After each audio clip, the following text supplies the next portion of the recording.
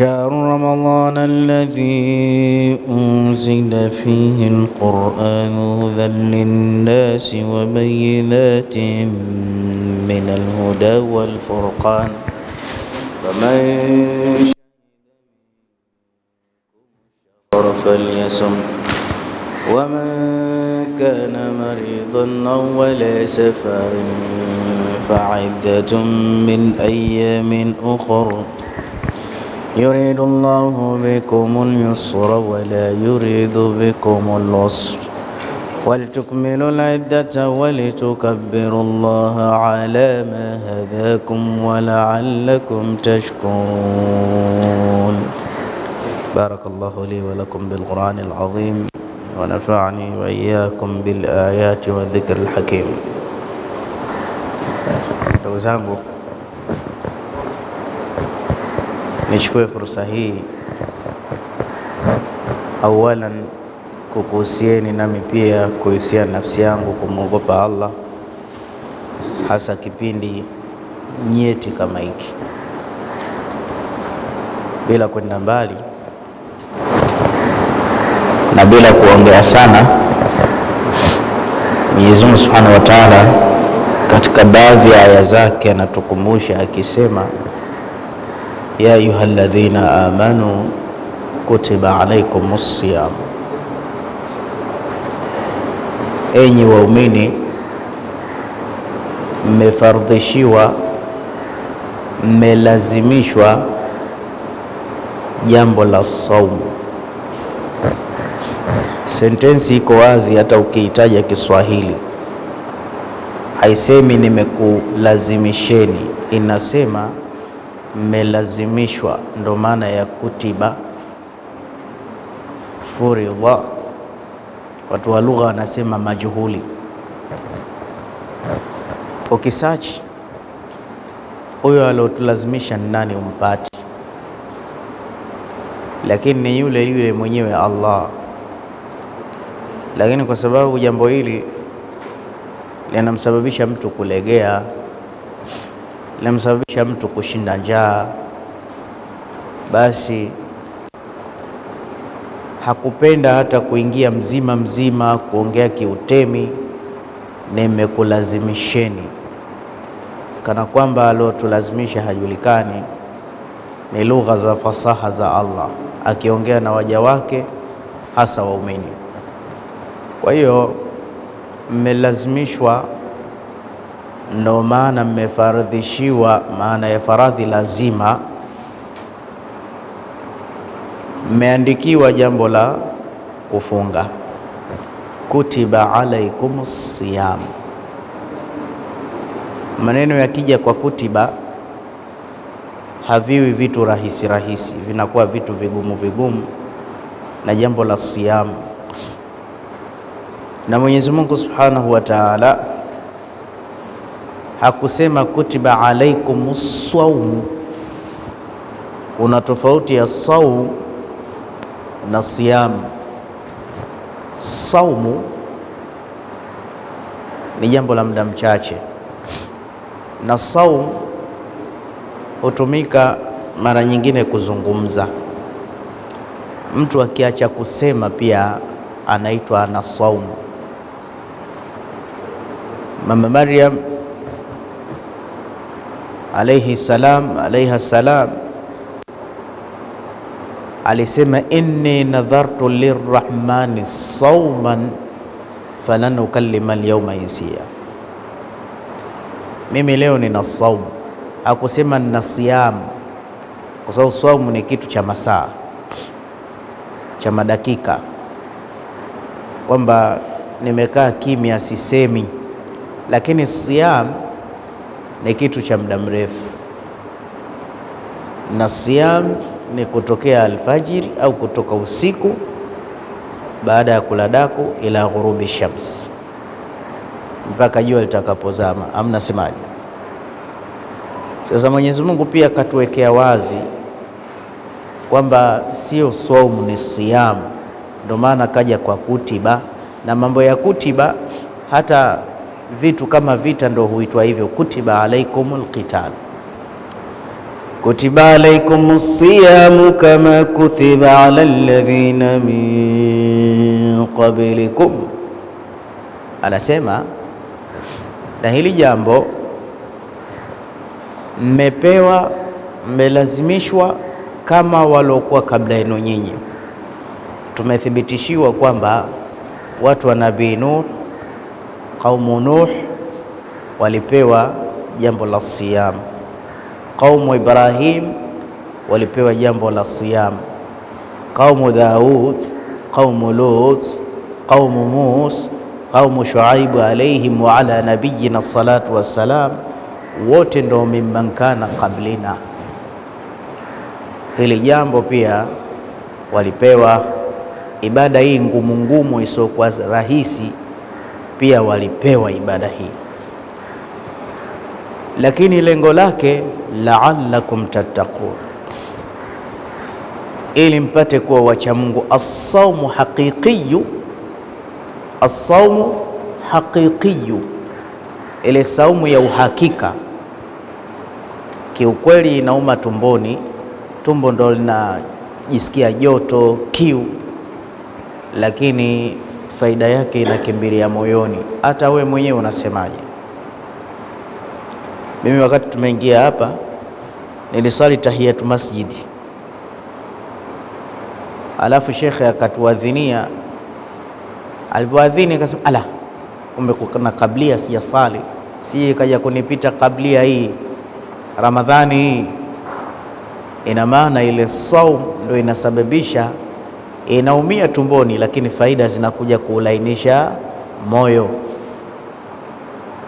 Basi si saumu tu, hata siku za kawaida ukikosa tonge, ukikosa ugali, mambo yakiwa mabaya, automatically unamtafuta sana Mungu. Mnasemaje?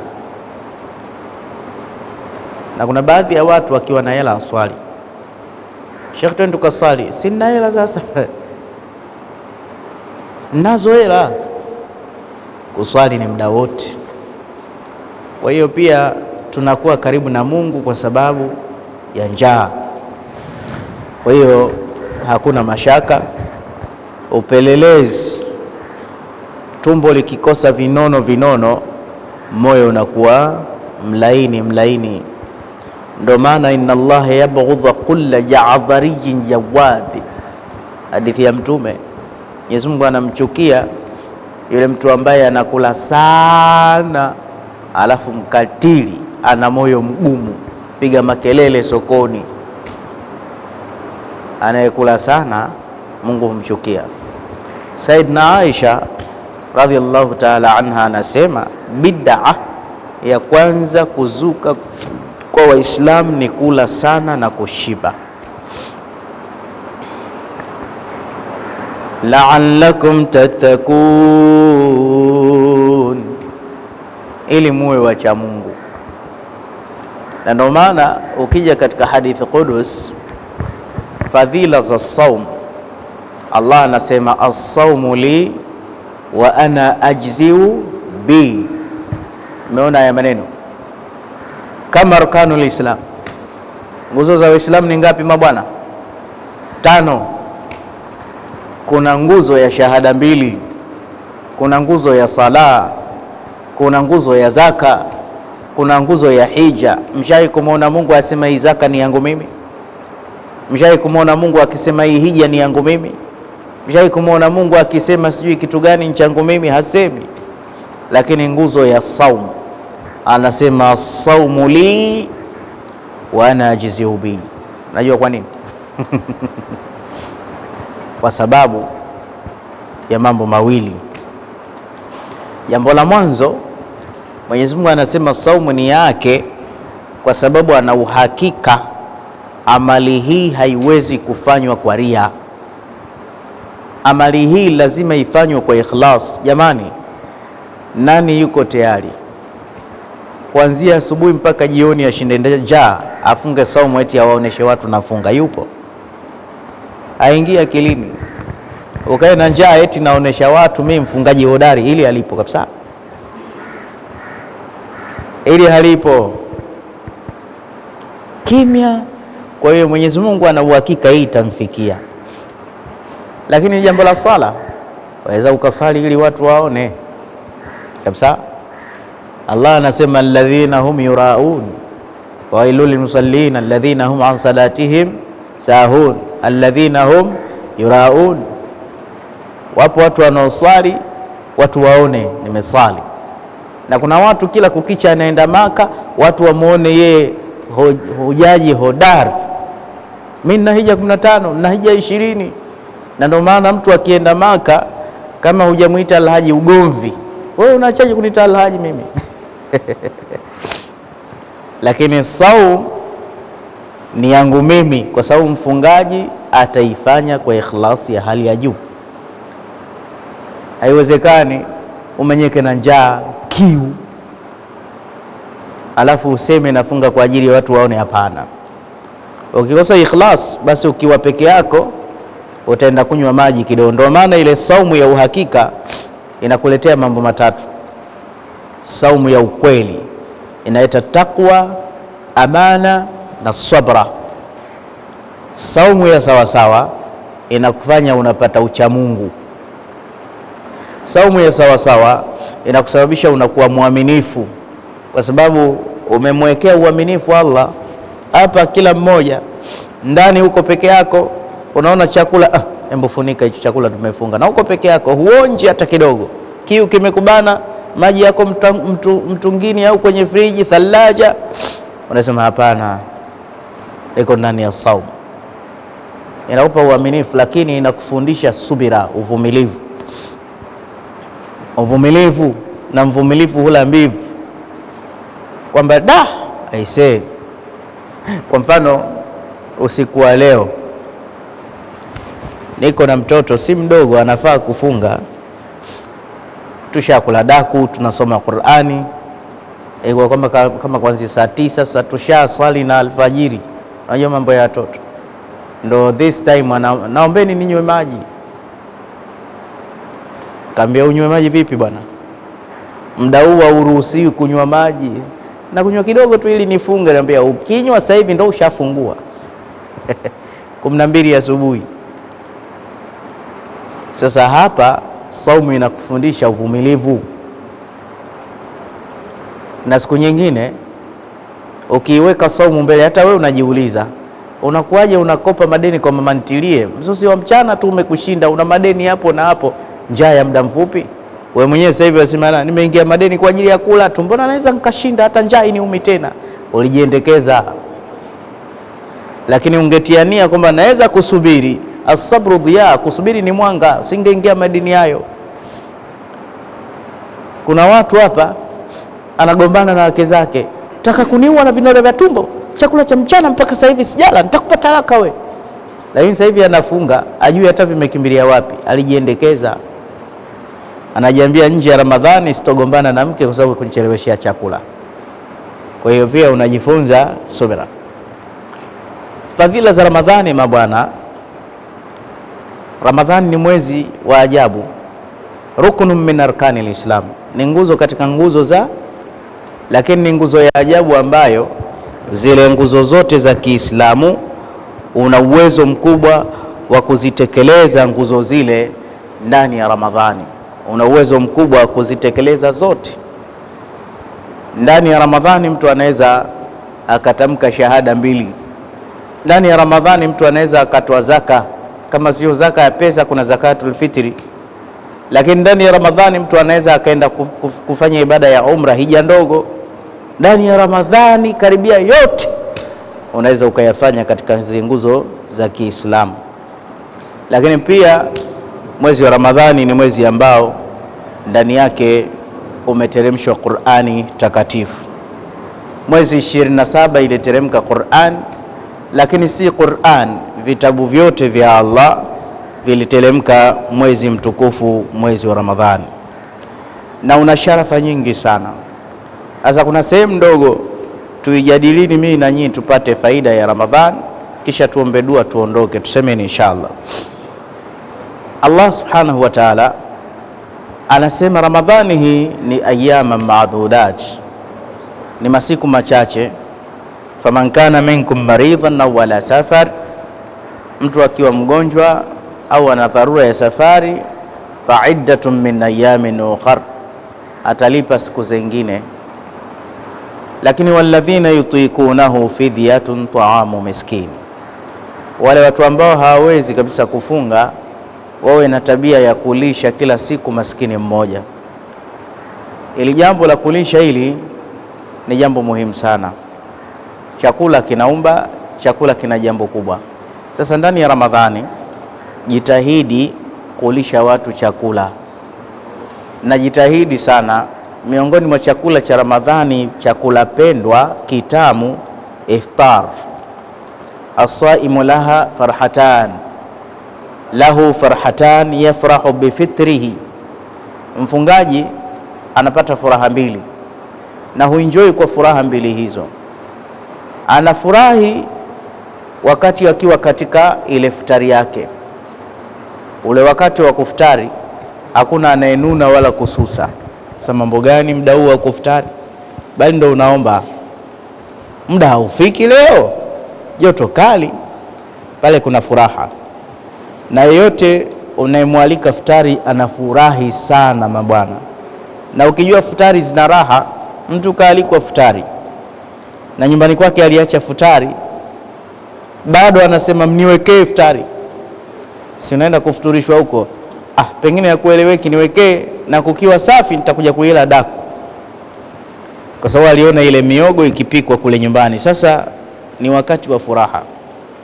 Afdalul fadhail baada al-faraidh, amali bora baada ya amali ya faradhi, idkhalu surur ala al-muslim, ni kumuingizia muislamu furaha. Sasa wakati wa kuftari kuna watu wawili muhimu usiwasahau kuwafuturisha, na hawa ni wazazi wako wawili. Tena ili inoge, umba tonge lile vizuri kwa heshima na adabu, tonge la size, isiwe kama kichwa cha pusi, alafu mpelekee mamako mdomoni. Fungua mama mdomoni kulishe. Mahaba haya, ukimlisha mama yako ukaftari naye mama yako, kuna vitu Mungu anakukunjulia katika mikono yako, kwa sababu wazazi ni viumbe muhimu sana. Ni masikitiko makubwa, unaalika watu wengi unaftari nao, lakini mzazi wako hana fursa ya kufuturu na wewe, eti kigezo. Sasa yuko mkoani, nitafanyaje? Kwa nini awe mkoani na wewe uwe mjini? Hujui funguo za maisha yako ni kuishi naye karibu. Kukaa mbali na mzazi ni mtihani. Wewe umeloea tu, wazazi wanaishi na brother nani? Fanya fikra ukae nao wewe. Mzazi ni muhimu sana kumlisha iftari yako. Futuru na mama, futuru na baba, kaa pale, mmeshinda wote njaa. Mimi mwenzenu hii Ramadhani siyo ya 7, siyo ya 10, sijawahi kufuturu mbali na mzazi wangu. Toka nakwambia leo siyo chungu cha 10, siyo cha 11, siku zote hizi naftari na mzazi wangu. Natokea those days, siku hizo past hizo zilizopita, futari yetu ilikuwa ya muhanga kweli kweli. Maji tende tu, haieleweki, miogo migumu isoiva. Nimefuturu naye, lakini kile kitendo Allah akakipenda. Sasa hivi nafuturu naye, sijui iftari wanahitaji nzuri, bado nafuturu naye. Hata tushasahau kama tulikuwa tunakula ile miogo isoiva ile, na namlisha mara nyingine. Lakini almuhimu kula naye mama, kula naye mzee, kaa pale. Unajua kuna vitu mviangalie, kuna janna kulia kwako, kuna masuhulia. Iko nafasi ya mke, iko nafasi ya mume, lakini mambo mengine lazima wazazi washiriki. Miongoni mwa mambo, service, responsibility, majukumu, huduma. Wazazi itakiwa wawe mwanzo kuliko mke na mtoto. Basi mwezi kama huu, ile furaha ya kuftari, futari na mama yako, futari na baba yako. Na ndo haya maneno yanawachoma moyoni. Wale ambao hawakuwahi kuwaza hilo na hawajawahi kupata kukumbushwa hilo, mpaka wazazi wamekufa. Yeye alikuwa anachukua miogo tu, anashapelekea huko. Kuna raha. Unaona zamani za kale kidogo, zama zetu, ilikuwa mtu kufuturu ndani kwake kwenyewe hakuna raha. Nimesema kufuturu ni raha. Basi ilikuwa mtaa mzima kuna tandiko dastikani hapo, watu wote wanafutari. Anayepita barabarani, kaka njoo. Watu wakifuturu kwa pamoja, kuna ladha, kuna furaha. Huyu anamsogezea kahawa, huyu anamletea tende. Bwana sogeza magimbi, nyama ipo huko, mpe viazi huyu. Na Mwenyezi Mungu anaridhika akiona mikono inapishana katika sahani ya chakula. Huyu anaokota, huyu anarudisha, na baraka ya chakula hushuka pale katikati. Mtume alikuwa hali peke yake, alikuwa anakula na Sayyidina Anas ibn Malik, kisha anamwambia mwanangu Anas, kul biyaminika, emkula kwa mkono wa kulia. Mtoto mdogo Mtume anakula naye, anamsomesha samillah wa kul mimma yalika, mtaje Mungu. Hali peke yake Mtume sallallahu alaihi wasallam. Hakuna hii tabia ya kula peke yake mtu. Sayyidina Ali kaenda kufanya kibarua, kaokota tende huko, anamtafuta Mtume wale pamoja. Alafu ndani ya zile tende akatengeneza utani mzuri, Mtume akacheka katika zile tende. Muislamu hakuna mambo ya kujifungia kula pekee, wewe na bibi yako tu, mke wako, hii habari hakuna. Ramadhani ikishafika kama hii, lazima muulizane na wazee, Ramadhani tunaipitishaje? Kwa sababu Ramadhani kuna rehma.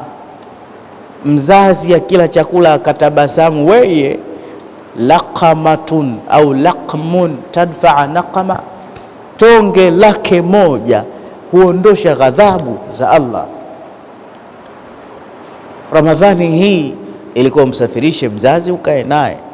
Na nitakwambia sasa, kama mzazi amekufa, iko futari nyingine kipindi hichi, futari ya dua.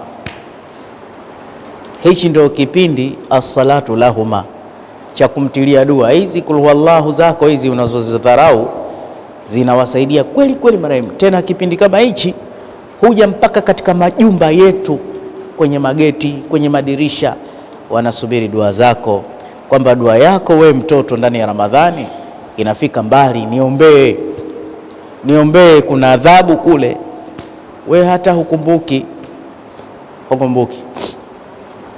Kwa hiyo Ramadhani hii imekuja, haituachi hivi hivi. Ramadhani imekuja na kukunjuliwa kwetu mikono, kufungukiwa maisha yetu, kupata baraka na rehema, kupata pepo ya Mwenyezi Mungu, kuepukana na moto, kupata msamaha wa Allah. Sasa kuna mambo mengi yamefungamana na rehema. Kwa hiyo leo darasa yetu inasema, ndo kwanza mabwana tunaingia hodi 10 la pili, hatujachelewa. Watafute wazazi wako. Huna nafasi ya kuwaweka, basi angalau unaenda ukaftari nao hata baadhi ya siku. Mama, futari hii taka tukae pamoja. Kuna wengine wakishakuwa watu wazima, hasa wanaume, wanajua wao ni makosa kuwa karibu na mama zao. Hapana, mama ndo wakukaa naye karibu sana. Kama una kipando, panda na mama yako.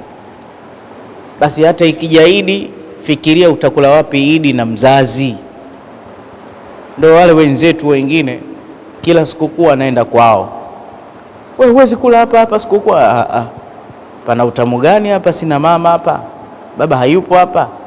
Anaacha mji, anaenda kula kijijini, lakini akale na wazazi wake. Na wazazi wakikuona wanafurahi. Lakini wewe huna mapenzi na wazazi wako, kwa sababu tayari ulikuwa unaishi nao kiuhuni tu, una huruma nayo, hukuweka heshima mbele yao. Na nikwambieni tu maneno bila kung'atang'ata, kwa kweli vijana wa leo tuna hali ngumu ya kiuchumi, kwa sababu tumejaa laana za wazazi. Hatuongei nao kwa heshima. Sio vijana tu, mpaka wazee, si wazee tu, mpaka watu wa dini. Watu wa dini, mtu unamkuta na ofisi kabisa, pengine ofisi ya skrepa, pengine ofisi ya pepa, pengine ofisi anauza vyombo, na anaajiri watu wengi. Yuko Dar es Salaam hapa, wazazi wake wako Morogoro, wako Pemba, wako Zanzibar, wako Moshi. Ukimuuliza vipi anawasaidia wazazi wake, hamna msaada. Mara mwisho umeongea na babako lini? Leo lini? Jumamosi. Kumbe ilikuwa lini? Mwezi wa jana. Hauna akili za sawa sawa. Ndio maana watoto wa kike wabarikiwe. Jamani, watoto wa kike wabarikiwe, wanawake. Ndio maana familia akianza kuzaliwa mtoto wa kike, hii ni baraka. Hata mtoto wa mwanzo wa Mtume alianza kuja wa kike, kwa sababu watoto wa kike mara nyingi wana mapenzi na wazazi, hasa na baba zao. Hawa wasahau muda, mara nyingi piga simu kwa wazazi, kidogo tu nampigia mzazi. Mtoto wa kiume anajua hali nyumbani ngumu na atoi hata shilingi kumfeva mzazi wake. Sasa kupitia jambo hili hapa ndo tulipoanza kuruzi. Na siri ya kufanikiwa jambo, mtangulizie mzazi jambo. Mimi Tanga kule nilipopata mapene kidogo tu, haraka wallahi nilianza kujenga nyumba ya mzazi. Kijijini huko mimi sina. Nimeanza, yani nyumba ya kwanza kujenga katika nyumba za Uthman Michael, nyumba ya mzazi. Basi nilivyojenga nyumba ile, Mungu hakuniacha. Alinipa nyumba kama zote. Kwa sababu nilianza sehemu muhimu. Yule mama tu kusema wow, mashaallah, basi baraka zote zile za furaha, moyo wake ukicheka, zote zinanipata mimi. Na sikufichi, nakwambia ile uwe na wivu, sikufichi mabwana. Mama yangu ananipenda kweli kweli, na ninaweza nikasema pengine mimi ndio roho yake katika watoto kabisa. Pengine mimi ndio roho yake. So nimejaribu kutafuta njia za kuchuma ule moyo wake. Kwa sababu pale niliona ndo janna iko pale. Pale niliona ndo dunia iko pale. Kwa hiyo tunapendana kweli kweli yani. Na kila mmoja miongoni mwetu, kila mmoja anaomba aanze kufa yeye kabla ya mwingine. Umefahamu vizuri? Basi mimi wala dua siziombi. Mara nyingine anaweza akaniona tu, njoo kushika kichwa mwanangu, siku nyingi sijakushika, kuombe dua. Basi anasema maneno yake, hata napata nguvu kweli kweli. Umefahamu? Napata nguvu. Kwa hiyo mzazi, na usije ukasema mamake si anaswali, anafunga, mimi wa kwangu simshirikina. Hakuna mzazi mbaya, sawa? Huyo mamangu mimi mlevi, bibi mkuda kama nini, matusi, yule ndo nikae naye na familia. Inawezekana mzazi wako si mzazi bora katika society, katika mshtama, katika jamii, lakini kwako wewe hata uwe shehe na ni bora kwako, ni bora sana. Hujapata ustaarabu wote isipokuwa umetokana na yeye. Mama ni mama hata kama hana maana, baba ni baba hata kama hana maana. Mweke mbele mzazi, awe mshirikina, awe mlevi, awe mwanga, ni mzazi wako, na jifakharishe naye. Jifakharishe naye. Hizi kamera zilikuwa zikirekodi nyumbani tu pale. Nilikuwa na darasa kidogo. Unajua mambo ya kamera itakiwa utulivu. Lakini pale nilikuwa na mamangu, nimemuuliza kitu naye, unajua utu uzima, akawa anaingiza yake. Nimesimamisha namsikiliza kidogo aseme amalize. Alafu baadaye nikamwambia utakuja kunihadisia baadaye mengine. Kamera nini mbele ya mama bwana? Mama ndo mama. Kwa hiyo wazazi wawekwe mbele na tuwasikilize sana. Tuwasikilize. Sasa kipindi kama hichi, musimu wa kheri kama huu, watu wengi wamekumbuka dua kuombea wazazi baada ya kufa, lakini kuna kitu kimesahaulika. Dua za mzazi pia zinampata mtoto. Kama mnavyoona, awaladin salihin yad'u la, mtoto mwema akimwombea mzazi wake dua zinamfika. Basi iko hadithi pia, mzazi akimwombea mtoto wake dua zimepita. Mnaijua Ramadhani mabwana? Ibrahim Nakhai anasema rak'atun fi Ramadhan bi alf rak'a. Rakaa moja tu utakaoswali ndani ya Ramadhani hesabu ni rakaa 1000. Wa sajdatan fi Ramadhani bi 1000 sajda. Sijda moja hesabia ni sijda 1000. Wa sadaqatun fi Ramadhani bi 1000 sadaqa. Sadaka ni sadaka 1000. Ina maana hata dua ya Ramadhani ya mzazi haiwezi kuwa sawa na nje ya Ramadhani. Yani fakhtara Allahu Ramadhana min baini shuhur. Mwenyezi Mungu ameuchagua mwezi wa Ramadhani kati ya miezi mingine akaufadhilisha sana. Ni mwezi una mambo makubwa. Kwa hiyo ilitakiwa karibia kila siku mzazi wako akuombee dua. Kila leo akuombee dua kwamba hii Ramadhani isipite hivi hivi, niombee dua sana. Na ifikie hatua akuulize unataka nini mwanangu. Japo wazazi hawafundishwi, akikuangalia tu utasikia mke wako muwe na masikilizano, muelewane. Mungu akuepushie vishawishi vya kiujana. Mwanangu nina radhi na wewe Allah, maneno ya mzazi. Mungu akufungulie mikono yako, na hata nasi tunakutegemea wewe uje utulee. Mashaallah, Mwenyezi Mungu hizi anaziitikia kweli kweli. Sasa ukiftari naye mtake dua pale pale mzazi wako. Alafu mara nyingine sali naye falamma sarafu, akimaliza ile sala tu, kila wakati wa sala dua hukubalika pale pale. Mwambie mama usinisahau, baba usinisahau, niombeeni jamani, niombeeni. Safi sana. Dua ndo maisha, kwa sababu hali zinabadilika. Maisha haya ya dunia waweza ukakufuru hivi hivi, waweza ukapata maisha ya dhiki na kufa kuko mbali. Unajua mwaka mmoja tu wa sinina, mwaka mmoja tu ambao umekuja vibaya haueleweki, waweza ukakufanya chizi. Hasa uko na madeni, riba zimekuandama, kodi za nyumba unafukuzwa, unaugua, huna hela ya dawa, unachemka, unasema bora atanife, na kufa haufi. Asa maisha haya, maisha ya kukufuru, maisha huna raha, maisha gani? Tena nikwambie, hata wewe uliopata pesa usione ndio ushapata. Ukizikosa unamtiani mzito kabla ulivyokuwa hujapata pesa. Ushazoea kuishi na mke akakukimbia. Ushazoea kula vizuri, siku hizi unakula kuona. Unachanganikiwa mara moja.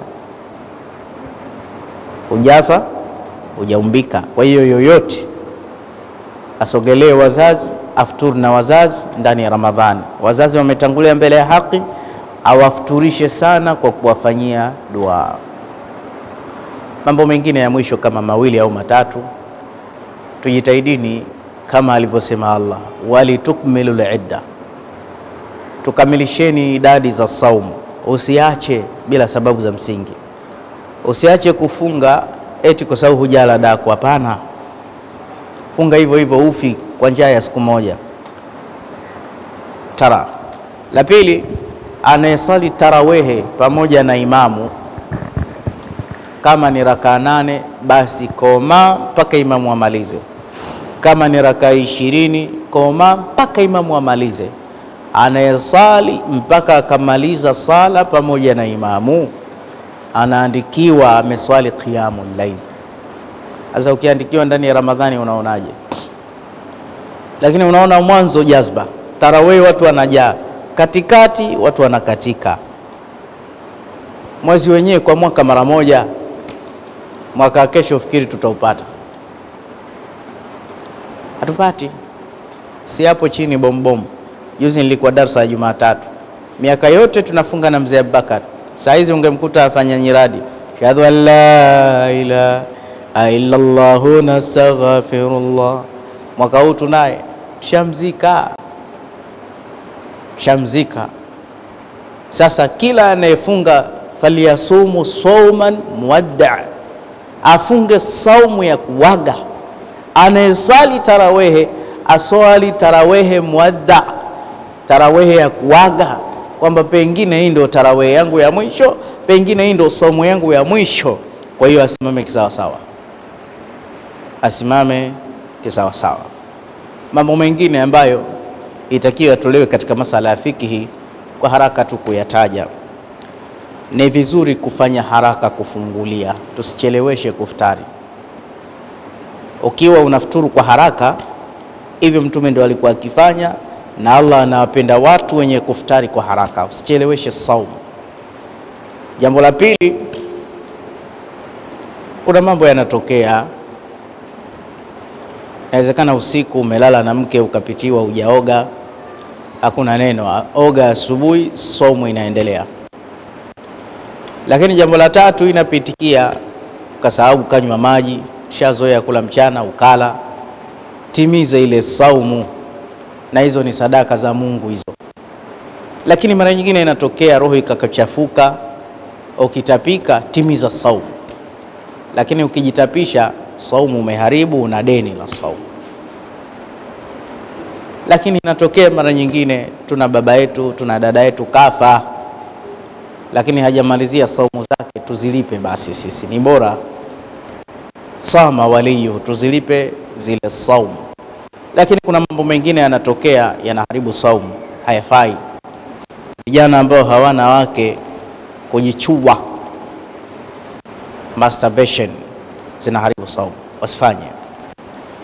Lakini pia kukaa nyumbani kwanza kumbatia wake, kuchezeana mara madhaa yakakutoka, taharibu saumu.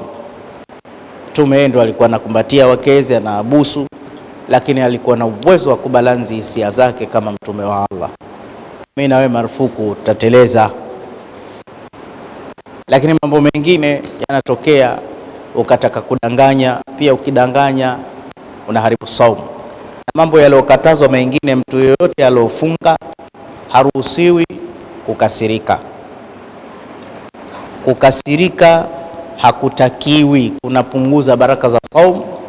Lakini pia kutukana ndio kabisa kumekataza. Na ikafikia mtu kakupiga hasa, utakiwa umwambie ni saimu, nimefunga. Kwa mnasaba huu, hata wale watoto wadogo sasa wanapokosea, tusianze kuwatia mabakora na vibao mchana wa saumu tukiwa tumefunga. Tuwasubirie mpaka muda wa kuftari, angalau nao wapate rehema ya Ramadhani. Kwa Ramadhani mchana hatujachapwa, usiku sawa ni kumrekebisha, ndio umbea, unakumbuka mchana ulifanyaje? Kwa hiyo haipendezi mfungaji matusi, vurugu, nini, hapana, vitu hivi havitakiwi. Baada ya kuyasema hayo, inshallah tukome, kwa sababu tumekusudia 11 kamili na tushachukua dakika 3. Mwenyezi Mungu atupe baraka za saumu. Bifadlillah subhana rabbika rabbil izzati amma yasifun wa salamun ala al mursalin walhamdulillahi rabbil alamin.